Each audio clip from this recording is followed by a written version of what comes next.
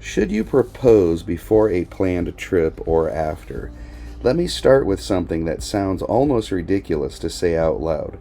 If you already have a big trip planned, should you wait to propose until after the trip? Because this question usually doesn't come up when everything is going well, it comes up when someone feels pressure, or when expectations are quietly forming, or when one person is excited and the other person is suddenly nervous. And that nervousness doesn't come from a lack of love, it comes from timing.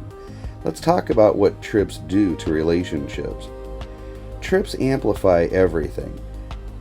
Excitement becomes anticipation, stress becomes resentment, hope becomes expectation. And expectation is where proposals get complicated. Picture this. A couple has a big trip planned. Disney, Paris, Hawaii, a cruise, something that feels cinematic. Friends know about it, family knows about it, Instagram knows about it. And somewhere along the way, a thought appears. Would this be the perfect time to propose? But here's the thing nobody likes to say. Once that idea enters the room, it doesn't stay neutral.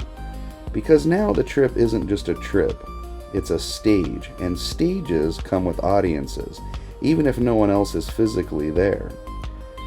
Let me say something that sounds controversial, but usually lands once people sit with it. A proposal should be a gift, not a payoff. And when a proposal happens before a planned trip, the emotional math changes. Because now the trip starts carrying weight it didn't ask for. Let's slow this down.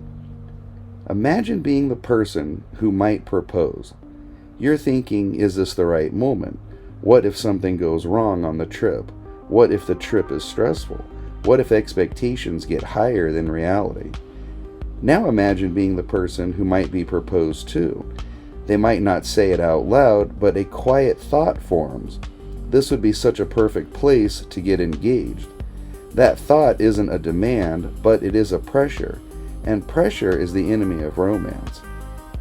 Here's where people usually interrupt and say, but isn't a romantic trip, isn't it romantic to propose before the trip so you can celebrate? Sure, it can be, but notice the word can, because there's another side we don't talk about. When a proposal happens before the trip becomes a test. Every argument feels bigger, every disappointment feels heavier, every moment that isn't magical feels suspicious, like something is wrong. And if the proposal doesn't happen before the trip, that can be just as dangerous because silence creates stories. The trip ends, photos are taken, memories are made, and someone quietly wonders, did I misunderstand where we are? That question can linger for longer than a bad fight. So now we're stuck between two emotional risks. Propose before the trip and risk turning the trip into pressure. Wait until after the trip and risk disappointment or confusion. Neither option is clean. This isn't really about proposals, it's about alignment.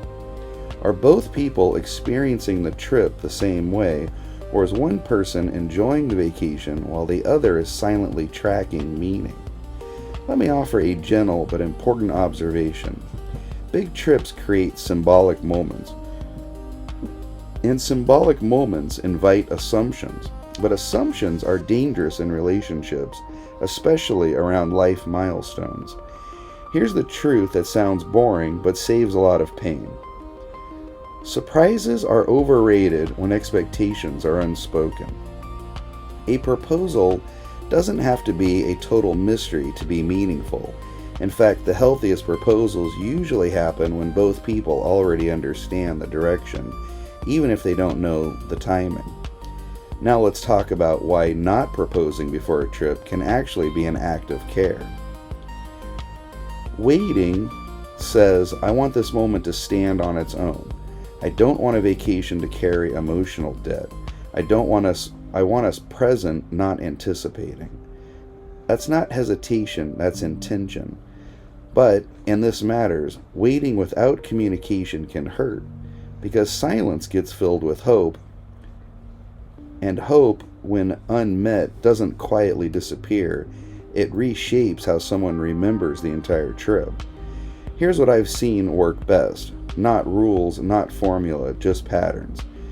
Pattern 1. If the relationship has already talked openly about marriage, waiting until after the trip often feels natural and respectful. Pattern 2. If the topic has never been discussed, a surprise proposal tied to a big trip can feel overwhelming. And pattern 3. If one person is tracking moments and the other isn't, someone is going to feel unseen no matter what happens. Let me say this clearly.